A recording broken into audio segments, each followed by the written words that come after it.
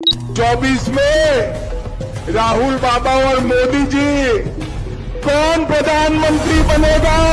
राहुल गांधी। राहुल गांधी और कौन है? आएगा राहुल गांधी।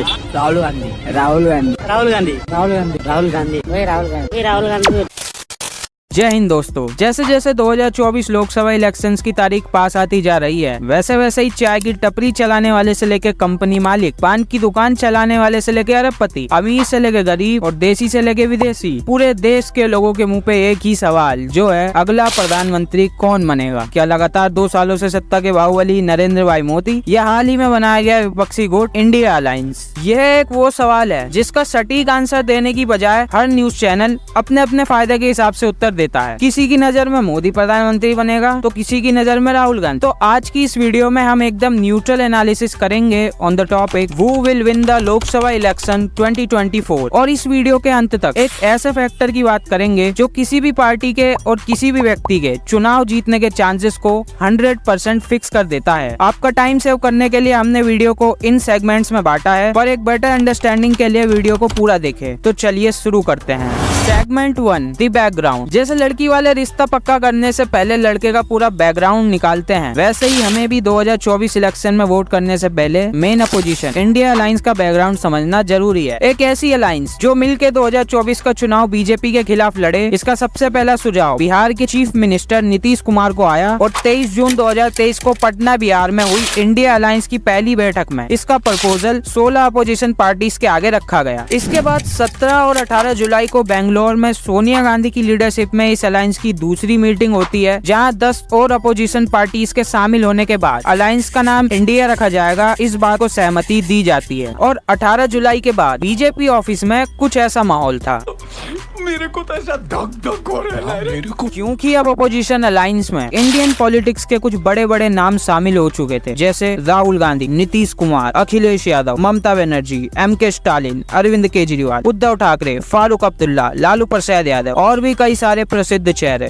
अब इस घमासान संघर्ष में एक तरफ है देश के सबसे बड़े विपक्षी दल इंडिया अलायंस के रूप में, और दूसरी तरफ देश तो क्या दुनिया की सबसे बड़ी पॉलिटिकल पार्टी बीजेपी। अब इनकी इस जंग में क्या लगता है कौन जीतेगा? आइए समझते हैं। Segment 2, the clash of throne. अब ये कोई नई बात नहीं है कि करंट रूलिंग गवर्नमेंट बीजेपी के खिलाफ अपोजिशन पार्टीज गठबंधन या अलायंस बनाकर चुनाव लड़ रही है। इससे पहले 2014 और 2019 के चुनावों में भी बीजेपी के खिलाफ कांग्रेस यूपीए नाम से अलायंस बनाकर चुनाव लड़ चुकी है, पर दोनों बार कांग्रेस का ही हुआ है। और ऐसा बिल्कुल नहीं है कि चुनाव हारने के डर से सिर्फ कांग्रेस ही अलायंस बनाती है। बीजेपी ने भी एनडीए नाम से अलायंस बनाकर 2014 से अब तक सारे चुनाव लड़े हैं। अब अगर हम इन दोनों अलायंसेस की प्रीवियस परफॉर्मेंस की बात करें तो 2019 के लोकसभा इलेक्शंस में एनडीए 38% वोट शेयर के साथ 303 सीट जीता था और यूपीए 19% वोट शेयर के साथ सिर्फ 52 सीट ही जीत पाया था। बाकी का वोट शेयर रीजनल पार्टीज में डिस्ट्रीब्यूट हो गया था। अब अगर इस चीज को एक और ब्रॉड पर्सपेक्टिव से देखा जाए तो हर 10 में से 4 लोगों ने एनडीए यानी बीजेपी को वोट किया था, और जो बाकी के 6 लोग थे उन्होंने एक साथ यूपीए को वोट करने की बजाय अलग अलग ओपोजिशन पार्टीज को वोट किया, जिसके कारण यूपीए का वोट शेयर गिर गया और एनडीए का वोट शेयर सबसे ज्यादा रहा। तो नतीजा यह निकला एनडीए ने ही 2019 में सरकार बनाई। अब अगर इस ट्रेंड से देखें तो 2024 में भी बीजेपी जीतती दिखती है, मगर रुको दोस्तों, यहाँ आता है एक प्लॉट ट्विस्ट। जो पॉलिटिकल पार्टीज 2019 में यूपीए अलायंस का पार्ट नहीं थी, जिसके कारण यूपीए का वोट शेयर कम हुआ था, वो पॉलिटिकल पार्टीज 2024 में इंडिया अलायंसेस का हिस्सा बन चुकी हैं। तो मतलब यह है कि 2024 के इलेक्शन में बीजेपी के लिए बहुत ही टफ कंपटीशन होने वाला है। पर क्या इंडिया अलायंस साथ मिलकर भी बीजेपी को हरा पाएगी? हाल ही में हुए विधानसभा चुनाव कुछ और ही इशारा करते हैं, जहां एमपी, राजस्थान और छत्तीसगढ़ में बीजेपी को बहुमत मिली और तेलंगाना में भले ही बीजेपी आ गई हो, लेकिन वहाँ भी 8 सीटें उसने हासिल करी, जो 2019 के मुकाबले बहुत ज्यादा है। यानी बीजेपी मोमेंटम गेन करती दिख रही है और अलायंस पीछे जाता हुआ। तो आखिर क्या चैलेंजेस हैं जो इंडिया अलायंस को फेस करने पड़ रहे हैं? आइए इसे समझते हैं।